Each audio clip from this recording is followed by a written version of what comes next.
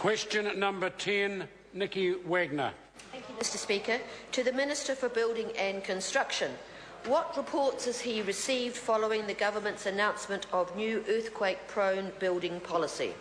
Honourable Maurice Williamson. Mr Speaker, I have seen reports from interested parties at each end of the spectrum, from some who lost loved ones in the Christchurch earthquake, who want the time frame to be shorter, to building owners who welcome the longer time frame, and just about everybody in between, including engineers and councils. I appreciate everybody holds a different view based on their perspective, but what the policy announced yesterday is designed to do is balance public safety versus cost.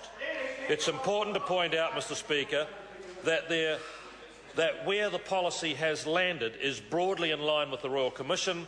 I believe we've got the balance just about right.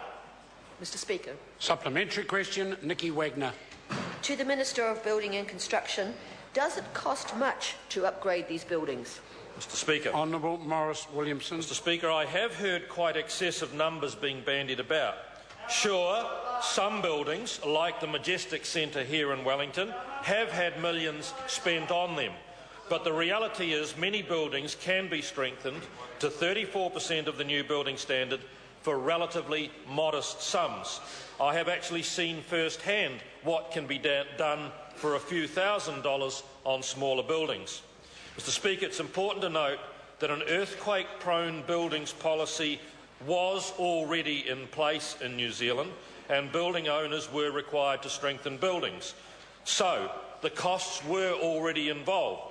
The new policy will introduce a nationally consistent time frame, and it will ensure that the country's most vulnerable buildings are dealt with sooner than they otherwise would have been. Question number 11, Richard Prosser.